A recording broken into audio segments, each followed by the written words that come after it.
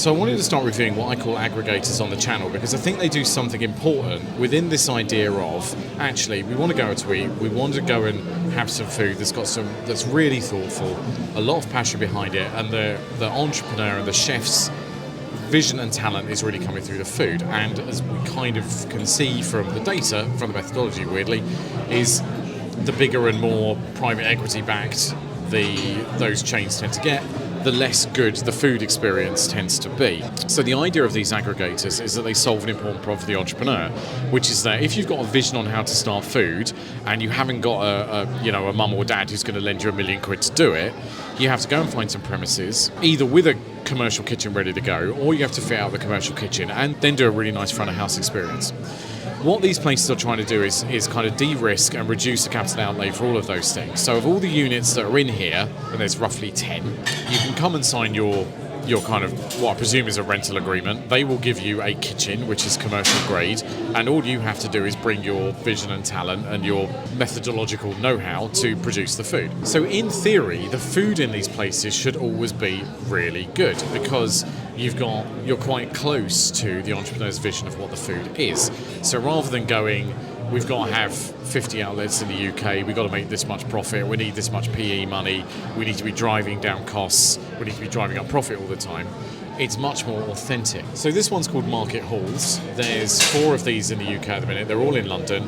This idea was first kind of popularised by Box Park in London, where they would go and get a piece of undeveloped land, put some shipping containers on it, use that as the fabric of the building, put a commercial kitchen within that container, and then do the marketing bits and pieces they need to get people through. So this one is more permanent in that they've effectively have built 10 small commercial kitchens, they've got 2 bars, they've got a large seating area, and the location of this one is mad. And I'll get some B-roll of this.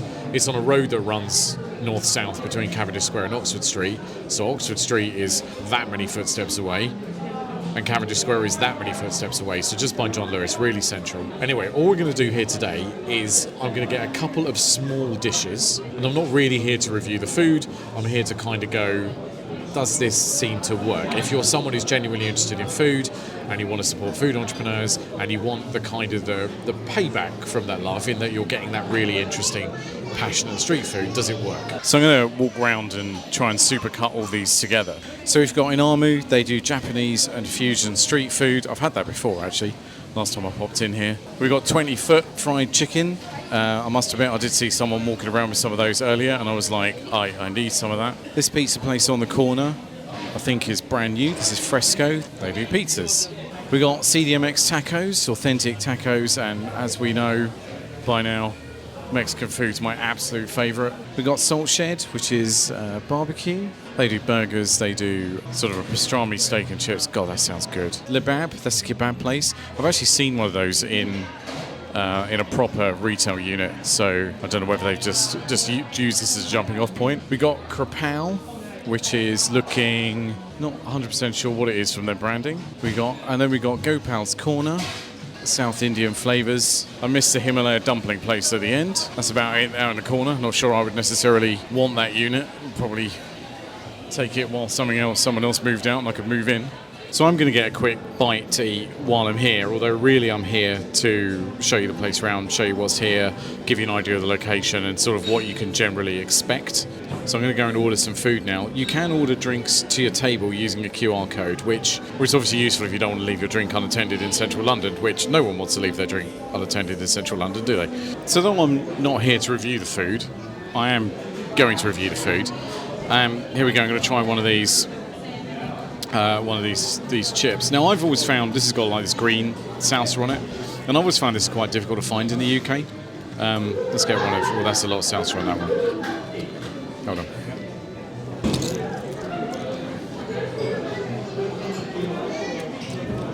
Now, whilst I'm not here to review the food, this might be one of the best salsa and chips I've had in ever.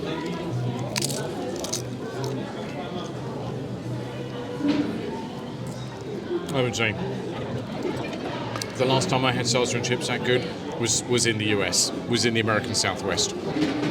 Definitely. Now I've only got one taco, which isn't the correct dosage of taco. But again, this is not actually my lunch. This is just me having some food while I'm here.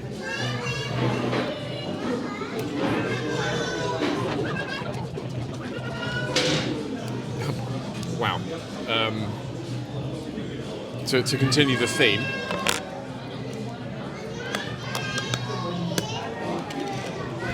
that might be one of the best. This is some of the best Mexican food I've had. Wow.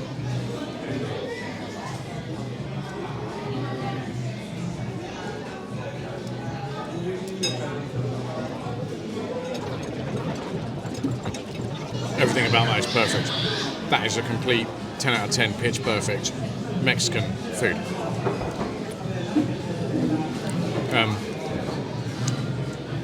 Like I did not know you could get Mexican like that in the UK. Okay, well, a bit of a surprise. It's going to be buried in a video not about Mexican food. Anyway, so I got my Hungarian dumplings for 3 reasons. One is that this isn't supposed to be my lunch. 2, I've never had Hungarian dumplings before. And 3, I felt slightly sorry for them being off the side. To everything else, I want to give them a go. I have literally no idea what to expect here.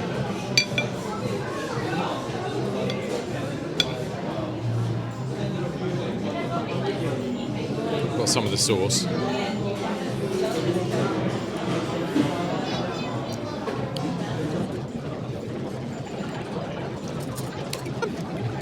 Yeah, they're very nice. I think I would say that. I don't think they're...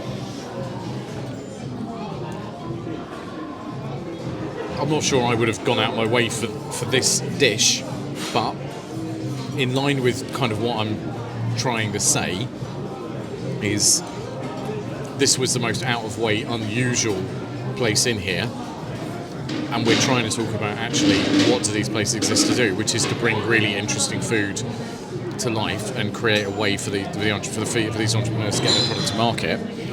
Yeah, this is actually, it's good. It is good. It does that. There's nothing lazy or thoughtless or cost reduced or we're just doing it for the money about this food. This is, personally, if I went to someone's house and they served it to me, I would be perfectly polite about it. But it's not for me, but it's the dish. But actually what they've done is really good. So because I'm reviewing the food and not the place, I'm not going to go somewhere else to kind of unpack my thoughts. I'm going to do it where I'm seated. I am surprised at how good that Mexican food is, and I'm looking at the name, which is CDMX Tacos, and I am hoping there's some permanent ones of these in London. I'm going to go and find them now. To the extent, might stop doing the channel, I've found my holy grail. I love Mexican food, and this is banging. I'm talking about the food again, let's talk about the place. So what we've done is, I've got my favourite dish. I spent about £8 on some chip salsa and 1 taco, which isn't enough, ever. Like, 1 taco is never enough under any circumstances. And it was great, fantastic. I spent £10.50 on those 10 Hungarian dumplings. Again, not for me, but genuinely well executed. I can see what they were trying to do. But I think it's a good idea. I think it's a good spread. You know, I've gone for the least attractive thing in the place, and it was great. And I went for my favourite thing, and it was great. And the service at the bar was great. The ambience is great, location's great, the facility's great. Everything about this place is perfect. It is, if you authentically like food and want a street food experience, this place is absolutely perfect. A1 recommend. So anyway, thanks for watching. If you've enjoyed this video, there's a like button for that. If you didn't enjoy this video, I can feel the psychic pressure of that, and I will do better next time. If you can, subscribe to the channel. Really helps me grow the channel. Hugely appreciated. I do have a Patreon as well. There's going to be a website and a Substack where we can where I'm going to wash up where are the good places to go, where are the bad places to go. Have a little newsletter behind it, so people who are interested in something can find it. Do follow the links. But anyway, I will see you next time.